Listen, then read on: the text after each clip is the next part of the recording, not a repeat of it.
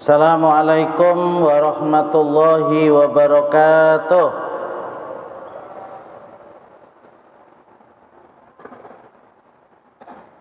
Bismillahirrahmanirrahim. Alhamdulillah hamdan yuafi ni'amah wa yukafi mazidah. Ya Rabbana lakal hamdu kama yanbaghi li jalali wajhikal karim wa azimi sultanik. Ashhadu an la ilaha illallah wahdahu la syarikalah wa ashhadu anna Muhammadan abduhu wa rasuluh. Wa sallallahu ala Muhammadin wa ala alihi wa ashabihi ajmain. Amma ba'd.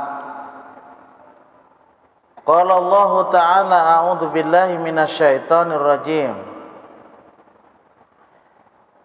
Innamal mu'minuna alladzina amanu billahi wa rasulihi thumma lam yartabu wa jahadu bi amwalihim wa anfusihim fi sabilillah ulaika humus shadiqun.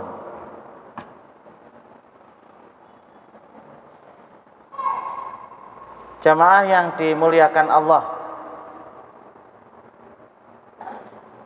setiap hari sesuai dengan tuntunan dari Rasulullah, kita itu membaca kalimat tahlil.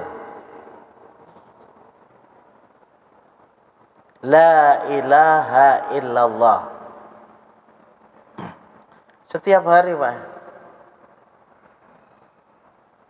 Kalau berdasarkan sunnah Rasulullah, orang mengucapkan la ilaha illallah itu mulai sesudah wudhu itu ada sudah. Sesudah wudhu itu sudah kita mengucapkan asyhadu an la ilaha illallah wahdahu la syarikalah wa asyhadu anna Muhammadan abduhu wa rasuluh.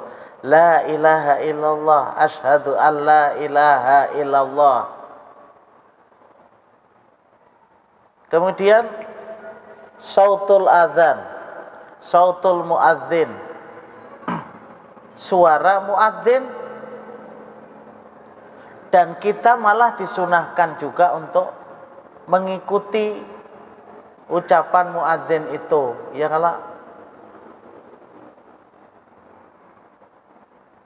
waktu iqamah begitu juga tuh. Jadi banyak weh, kena sembahyang sunat ada pulang.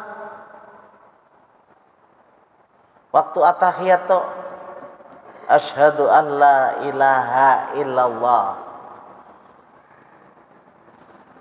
wa asyhadu anna Muhammadan abduhu wa rasuluh.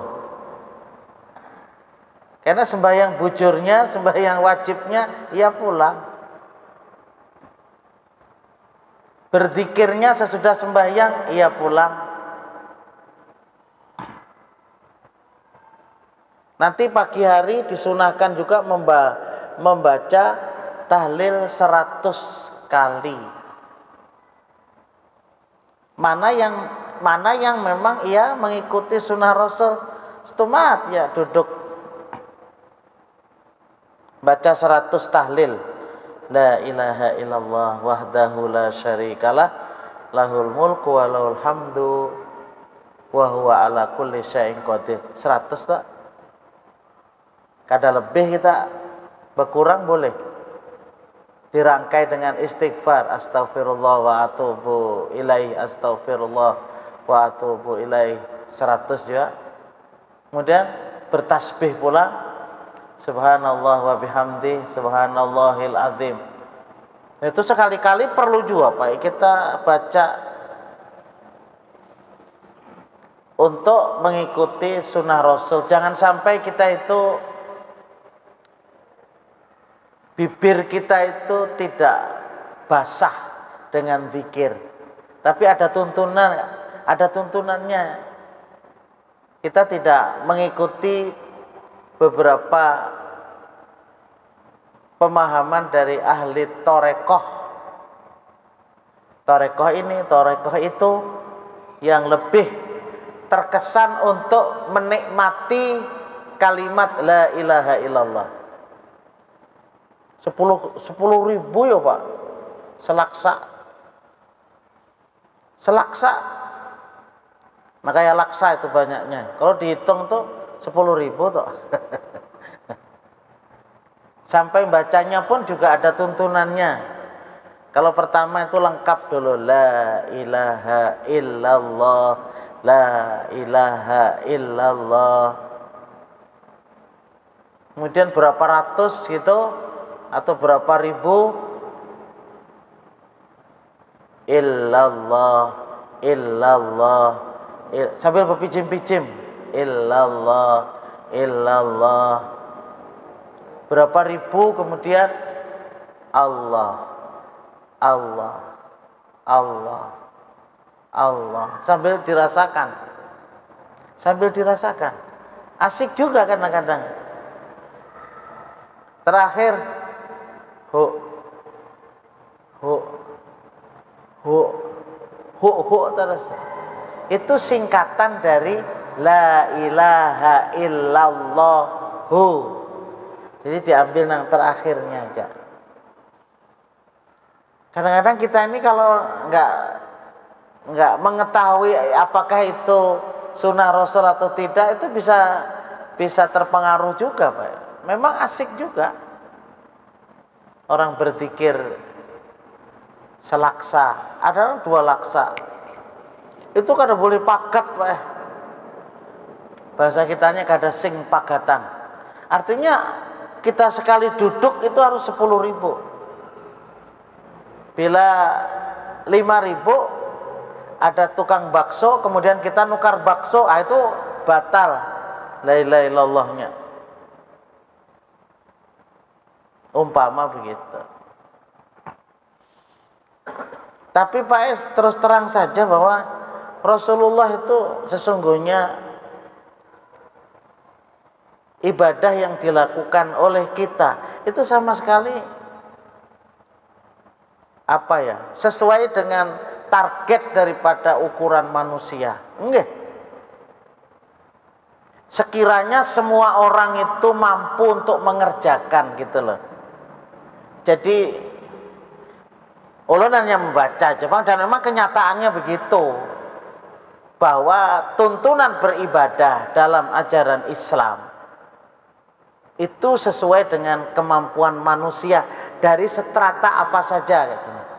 Apakah S1, S2, S3, SD, SMP, SMA, kawa aja. Nang kada sekolah kan, kawa aja beribadah itu. Nggih.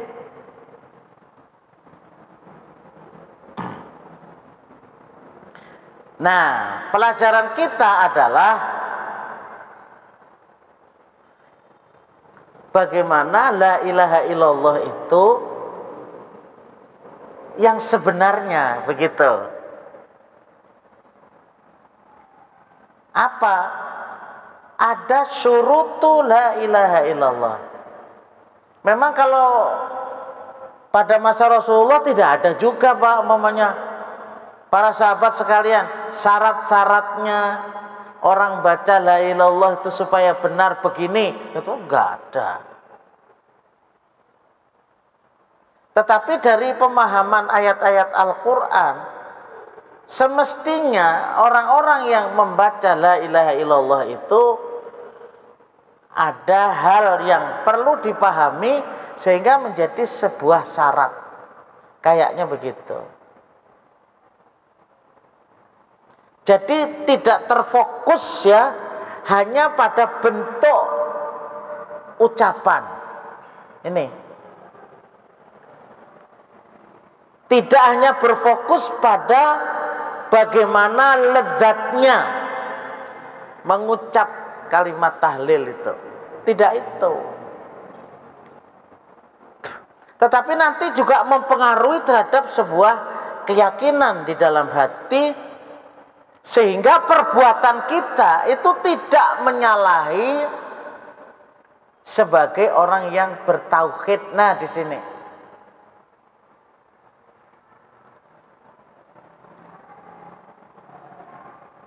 di Amunta itu banjir, itu gara-gara karena ada patung itik. Iya.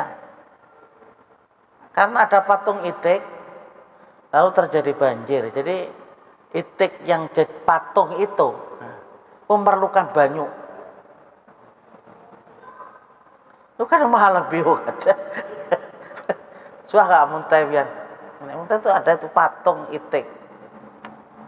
Kayak itu tuh Pak, kita ini memang lebih cenderung kepada patung mematung, nggih. Nggih. Kenapa tidak dimanfaatkan ke lain yang lebih indah? Lebih kecenderungan kepada patung. Ya termasuk itik atau termasuk apa? Ya mungkin karena kadang-kadang tidak latar belakangnya itu memang kemudian tidak berdasarkan kepada ia berakidah. Jadi tidak semudah itu lalu kita membikin patung. Apakah itu baik dari binatang maupun dari manusia. Kadang-kadang kan bentuknya sia-sia, tapi itulah.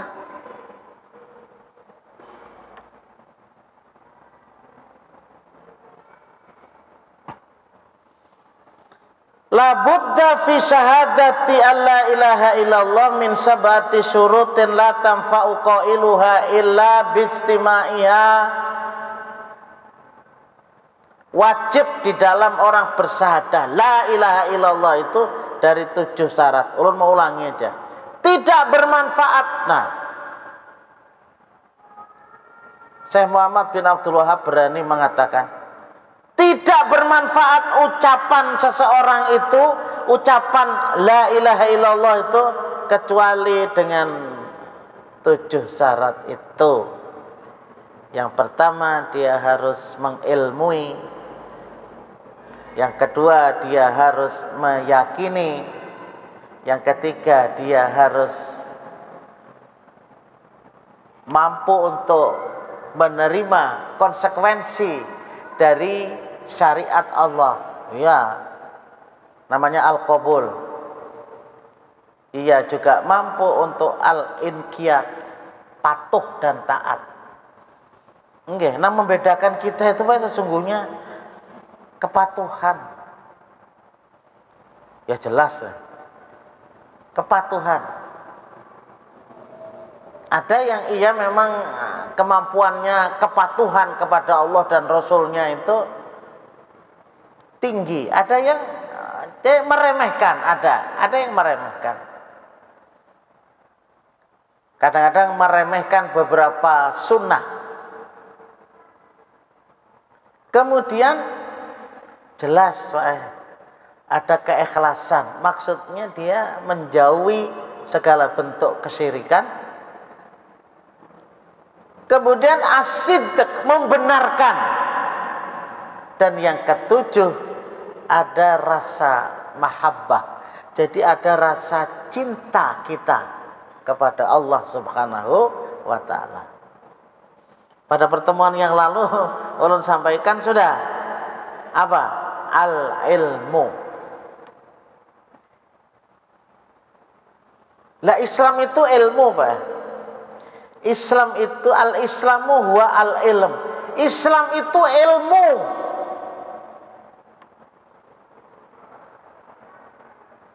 Jadi memang harus ditaklim. Jadi kita harus memang ada sebuah pembelajaran, ada sebuah pencerahan. Masjid ini kita bangun, selesai sudah. Sekarang membangun kita. Di samping ibadah makhdoh, ibadah sembahyang 5 waktu, maka umat yang ada di dalamnya itu mengerti tentang Islam. Terus terang kita akui, kenapa jadi kita menolak terhadap Islam, sementara orang itu beragama Islam? Karena tidak paham terhadap Islam, ini masalahnya, Pak. Masalahnya di situ. Entah itu Islam keturunan, entah itu Islam abal-abal. Jadi memang masih mengerikan gitu Pak. Jadi aneh gitu nah. Wah, ini orang Islam, bebinian Islam loh, kok membuka aurat? Kok begitu mudahnya terurai rambutnya di hadapan orang yang bukan muhrimnya? Ini tandanya apa? Dia nggak memahami, Pak. Jadi kalau anak-anak kita itu, maaf nih, seperti itu, kita yang tidak memahamkan. Kenapa jadi seorang wanita itu harus menutup aurat? Itu bukan diskriminasi, tidak. Enggak, jadi memang kemanfaatannya itu luar biasa. Ibu-ibu, enggak. Jadi kalau orang sholat itu bagi wanita menutup seluruh badannya kecuali muka dan telapak tangan itu dibuka. Jadi memang seperti itu, di luar sembahyang pun ibu-ibu yang seperti itu juga. Bahwa kemudian ada di antara kita yang pakai cadar, silakan aja cadar-cadarnya juga. Tapi minimal bahwa ibu-ibu bagi wanita itu adalah seluruh badan ditutup kecuali muka dan telapak tangan seperti sembahyang. Jadi kemudian kalau nanti ada yang mewajibkan cadar dan sebagainya, nah itulah pemahaman. Itulah pemahaman. Lalu terjadi semacam perbedaan di dalam memahami. Ya sudah, dihormati saja.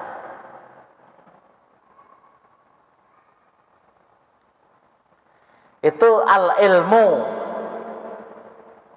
Al-ilmu di sini artinya adalah ilmu yang mampu untuk meniadakan dan ilmu yang mampu untuk menetapkan. Jadi seperti itu. Artinya apa? Maksudnya kami menyembahmu wahai Allah semata hanya kepada Engkau, dan kami tidak menyembah selainmu. Kami minta pertolongan hanya kepadamu ya Allah, dan tidak meminta pertolongan kepada selain Engkau. Artinya apa? Kita menetapkan dan kita meniadakan, kita meniadakan dan kita menetapkan. Sehingga betul-betul ketika orang mengucapkan la ilaha illallah itu bertauhid kepada Allah. Jadi tidak ada selain Allah itu mempunyai kekuatan yang sama dengan Allah. Jadi nggak pernah kita berpikir bahwa nomor mobil kita, nomor sepeda motor kita, nomor rumah kita, nomor mesin kita mendatangkan kemanfaatan dan mendatangkan kemadharatan. Tidak, itu begitu. Jadi nggak ada sama sekali. Ya toh, selama kita ini kan nggak ada. Jadi nggak pernah rasa takut. Tidak ada pikiran kita sebagai orang yang mengucap la ilaha illallah itu bila menabrak kucing sampai malam kada kawa guring. Kenapa? Seakan-akan makhluk mampu mendatangkan kemadharatan, luput sama sekali. Seperti itu maksudnya al-ilmu. Jadi mengilmui lalu mampu kita juga untuk meniadakan. Kita menetapkan al-itsbat, menetapkan, tetapi mampu juga kita untuk meniadakan. Itulah al-ilm. Jadi nyaman pokoknya kalau orang itu bertauhid tuh nyaman tadi Pak. Ada kisah. Makanya standar daripada orang yang beriman itu ada 6. Harus meyakini kepada Allah, malaikat. Allah menurunkan juga kitab-kitab untuk kita, Al-Quran. Allah juga ada Rasul. Ini semua berhubungan dengan hati Pak. Iman kepada hari akhir itu hati. Yang kita gunakan itu keyakinan itu hati. Karena itu sifatnya semua adalah gaib. Begitu juga dengan Al-Qadar, itu juga hubungannya dengan hati. Bahwa dalam hidup ini tidak terlepas dari ketetapan Allah. Manfaat ataupun sesuatu yang tidak manfaat, Allah yang menentukan. Allah yang menentukan. Bukan benda yang menjadi ciptaan Allah. Enggak ada. Apalagi dukun, enggak. Wah, ini sudah ada nih persekutuan dukun se-Indonesia. Oh, coba. Hal-hal yang seperti itu ya diizinkan juga. Padahal perdukunan itu mendatangkan bala. Iya. Orang yang suka dukun itu satu saat akan mendatangkan bala. Jadi jangan dilihat banjir itu karena hujannya memang seperti ini. Tetapi di balik itu ada kelakuan manusia yang memang melampaui batas. Dilihat dari segi keimanan dan tauhid. Itu dari situ.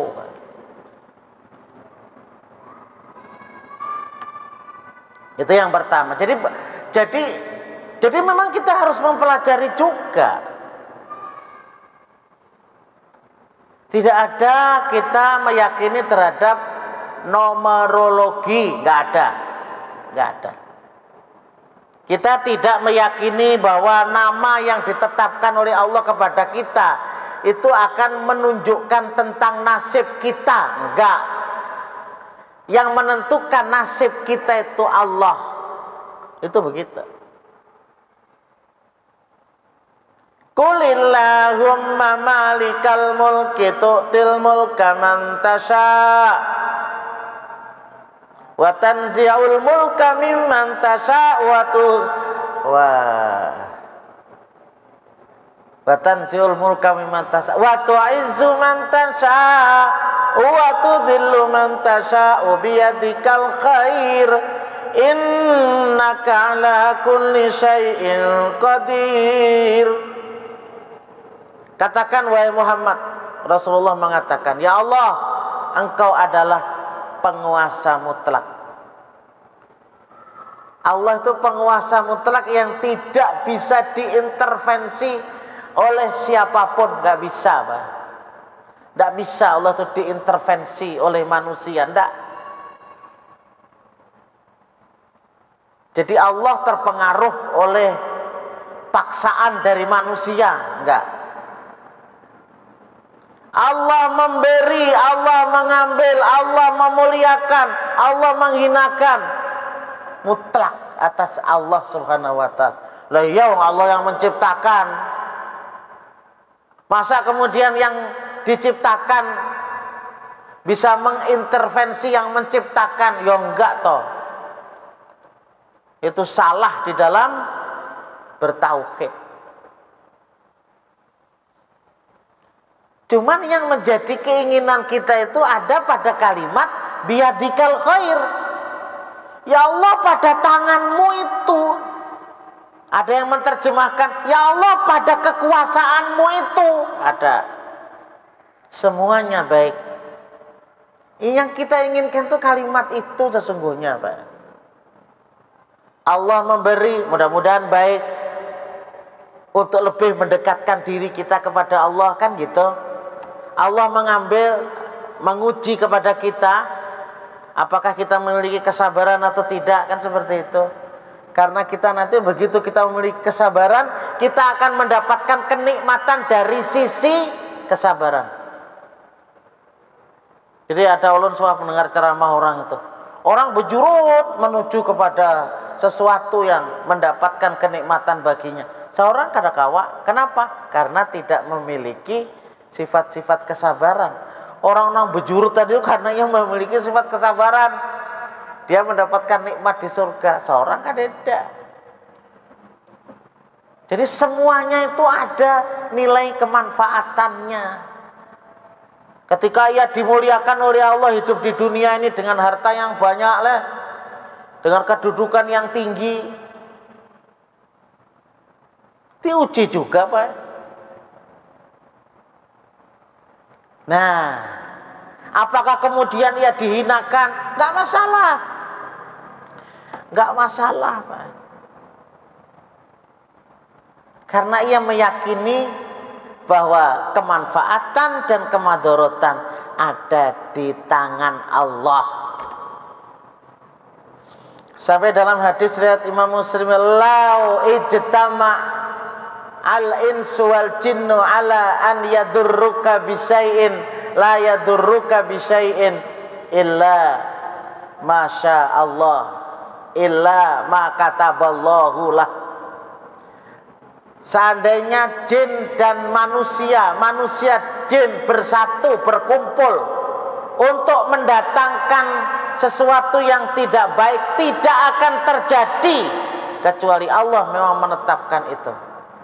Nah, jin dan manusia. Jadi ulun mendapatkan pemahaman dari guru semalam bahwa kalau orang itu akan membunuh kita, tapi Allah Subhanahu wa taala belum menentukan kematian, kada terbunuh toh. Ibaratnya begitu. Jadi orang itu mengancam apakah?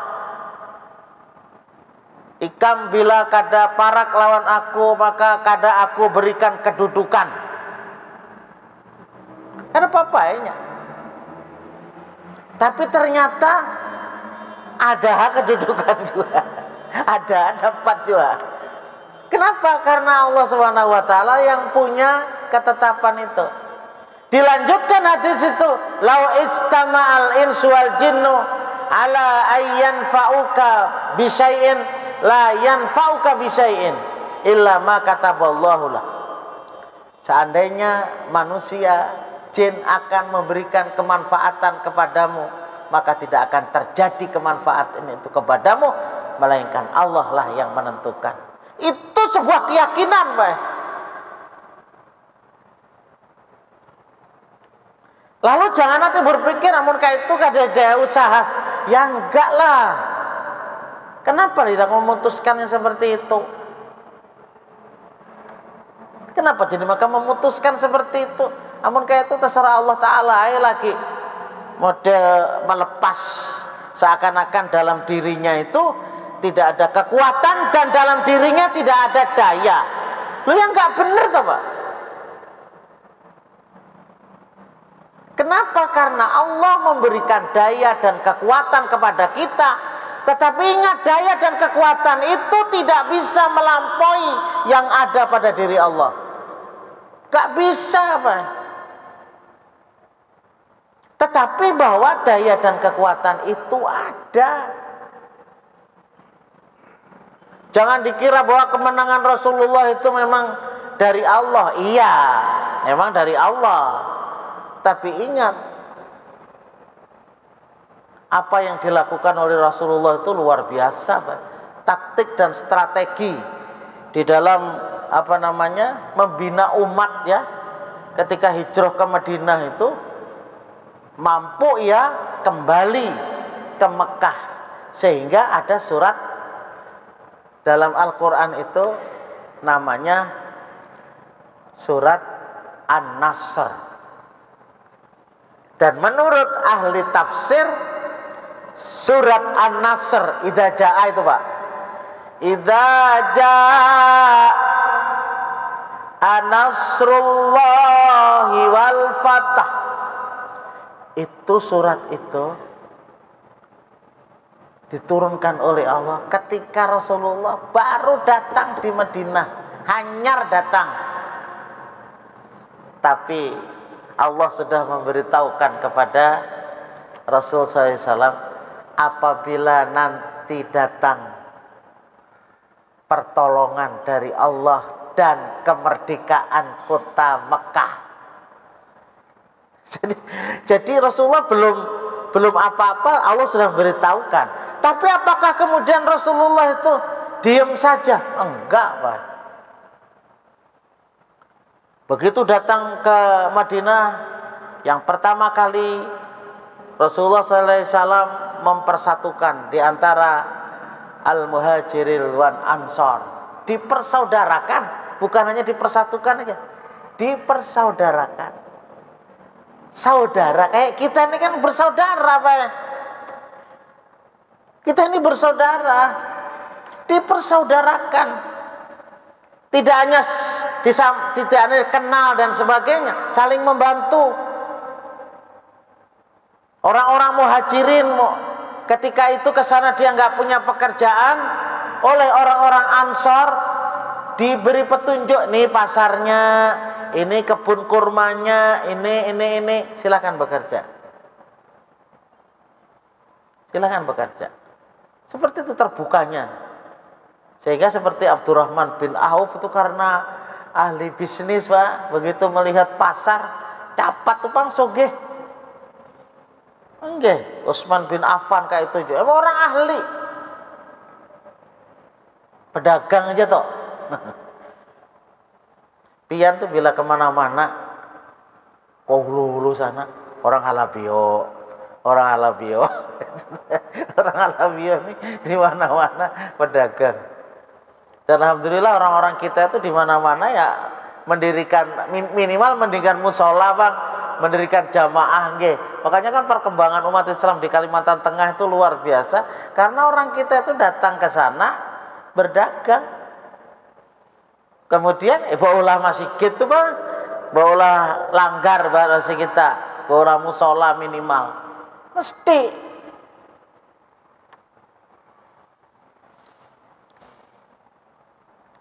Asyartu ats-tsani al-yakin. Nah, ini. Bi an yakuna qailuha mustaiqinan bima tadullu alaihi. Fa in kana syakan bima tadullu alaihi lam tanfa'hu.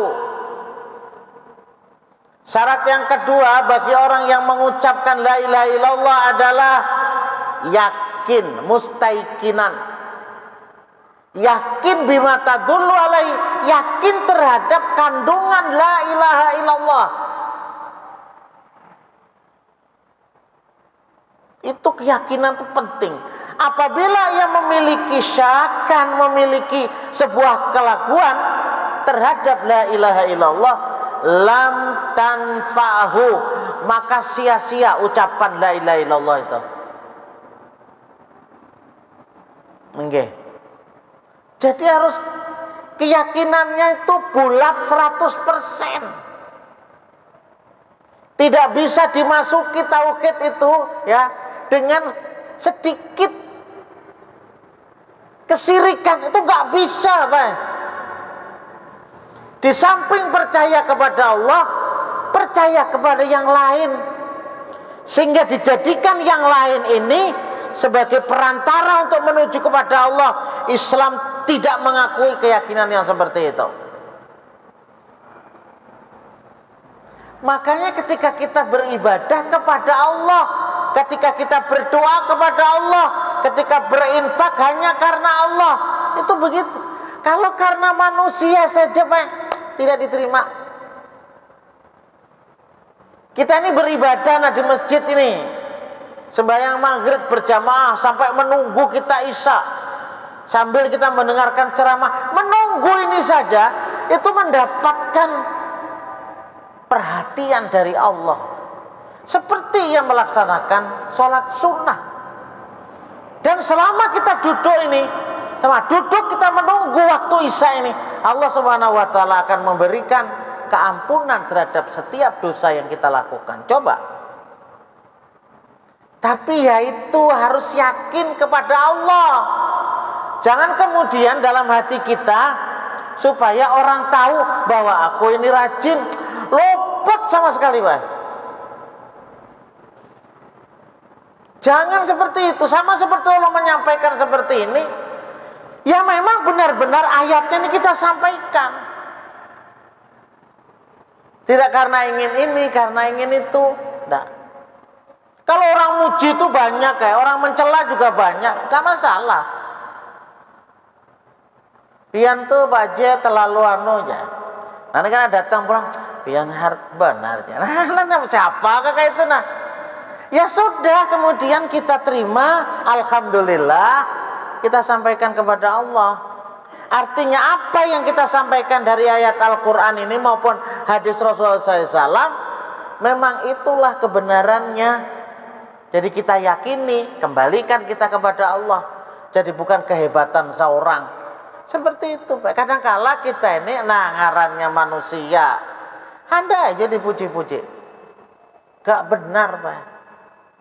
Anunya kalau karena dipuji-pujinya berarti semangatnya.